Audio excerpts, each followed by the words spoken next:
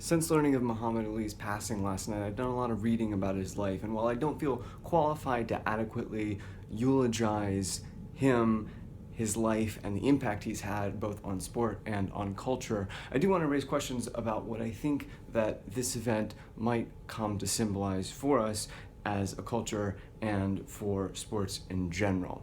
Now here's the thing. In the last year or two, there's been a very heated debate about football and the NFL in particular, and the brain damage that it is potentially causing its athletes. A lot of people are saying, oh, sports at a younger level, like football at a younger level, should be regulated to protect young players. The NFL should make more rules to protect the players from potential head trauma, and maybe the NFL shouldn't exist at all. And whenever I hear these arguments, I've always thought, well, that's maybe, but that's just so hard to imagine happening. I mean, the NFL is like the juggernaut of sports. It brings in something like $12 billion. It's aiming to eventually bring in $25 billion. That's just the NFL itself, not the players, the teams, the owners, etc. NFL is so large, it's hard to imagine it ever eroding in our cultural consciousness and in its central place in American sports.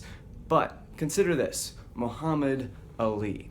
There was a time when boxing was what the NFL now is. Now this was a time before my life and before the life of most of the viewers in the 70s and the 80s, to some degree in the 90s.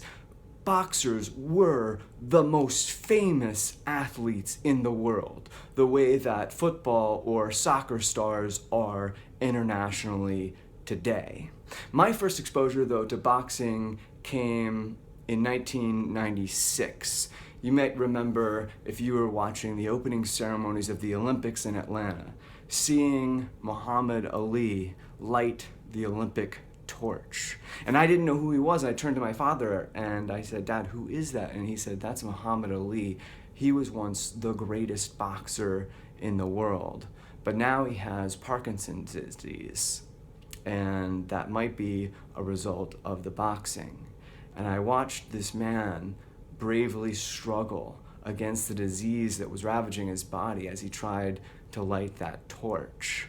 And I believe that for many people, that was sort of a turning point in their minds when boxing lost some of its allure because viewers saw these heroes that they had grown up watching fight on TV.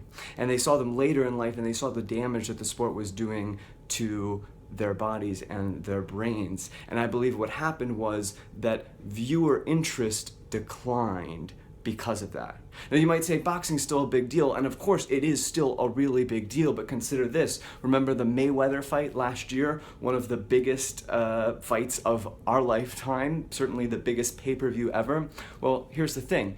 There were, I think, 4.4 million pay-per-view subscriptions to that fight. That's a lot. It was actually record-breaking. But when Muhammad Ali fought Joe Louis, there were 300 million people watching. Now that's not an apples to apples comparison because we're talking about pay-per-view versus total viewers. You can't measure them exactly together, but it's 100 times more.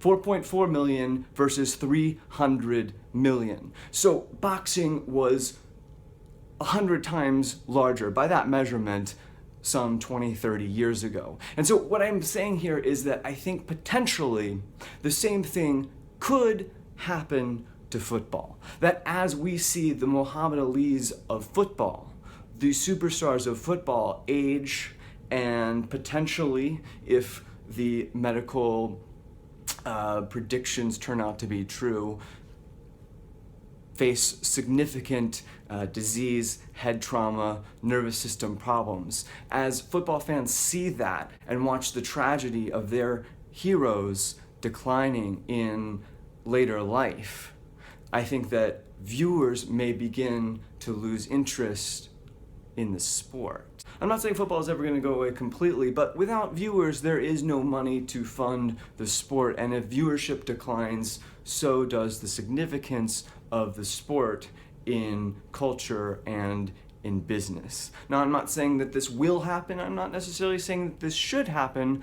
I'm just asking questions that I myself have been thinking about a lot recently, and you're welcome to weigh in the comments.